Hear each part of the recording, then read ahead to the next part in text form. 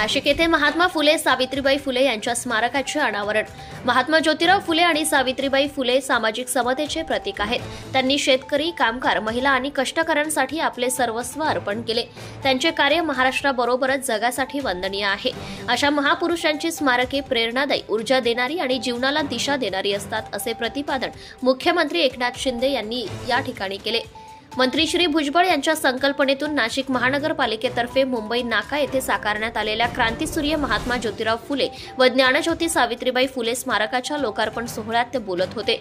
यावेळी उपमुख्यमंत्री देवेंद्र फडणवीस, उपमुख्यमंत्री अजित पवार, पालकमंत्री दादाजी भुसे, अन्न नागरी पुरवठा व ग्राहक संरक्षण मंत्री छगन भुजबळ, खासदार राजाभाऊ वाजे, आमदार सीमा हिरे, आमदार देवयानी फरांदे, आमदार सरोज अहिरे, आमदार दिलीप बनकर, आमदार नितीन पवार, आमदार राहुल ढिकले, महानगरपालिका आयुक्त डॉक्टर अशोक करंजकर, माजी मंत्री महादेव जानकर, माजी खासदार समीर भुजबळ, हेमंत गोडसे, माजी आमदार पंकज भुजबळ आदी उपस्थित होते।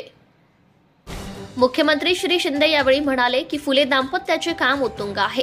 त्यांच्या आदर्शानुसार वाटचाल करणे हे आपले कर्तव्य आहे। राज्यातच सामाजिक समतेचा पाया घातला गेला। महाराष्ट्र हे पुरोगामी आणि प्रगतिशील राज्य आहे। त्यामागे महात्मा ज्योतिराव फुले, राजश्री शाहू महाराज आणि महामानव भारतरत्न डॉक्टर बाबासाहेब आंबेडकर यांचे मोलाचे कार्य आहे। महात्मा ज्योतिराव फुले यांना आपले गुरु मानले होते। महात्मा ज्योतिराव फुले यांनी पुण्यातील मुलींची शाळा पहिली शाळा असलेल्या भिडेवाड्याच्या स्मारकात रूपांतर करण्यात येणार आहे। क्रांतीज्योती सावित्रीबाईंनी मुलींसाठी शिक्षणाची वाट प्रशस्त करून दिली, असेही मुख्यमंत्री श्री शिंदे म्हणाले। उपमुख्यमंत्री श्री फडणवीस म्हणाले की महात्मा फुले आणि डॉक्टर बाबासाहेब आंबेडकर यांनी समतेचा, संविधानाचा मार्ग दाखवला आहे। त्याच मार्गावरून आपल्याला वाटचाल करायची आहे। महात्मा फुले यांनी प्रवाहाच्या विरोधात जाऊन समाज सुधारणासाठी लढा दिला।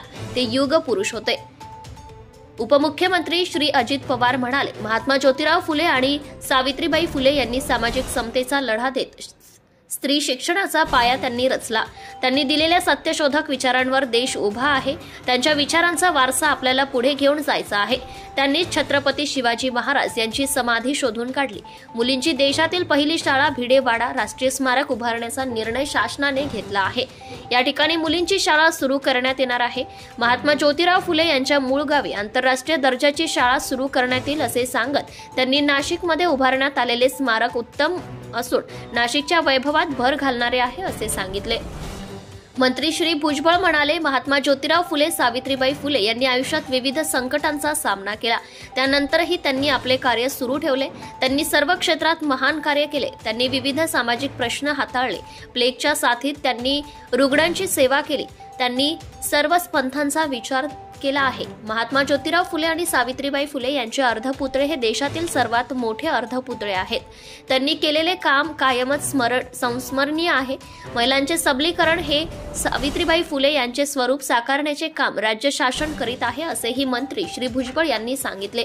महानगरपालिकेचे अतिरिक्त आयुक्त प्रदीप चौधरी यांनी प्रास्ताविक केले, तर महानगरपालिकेचे शहर अभियंता संजय अग्रवाल यांच्यासह मान्यवरांचा सत्कार देखील करण्यात आला।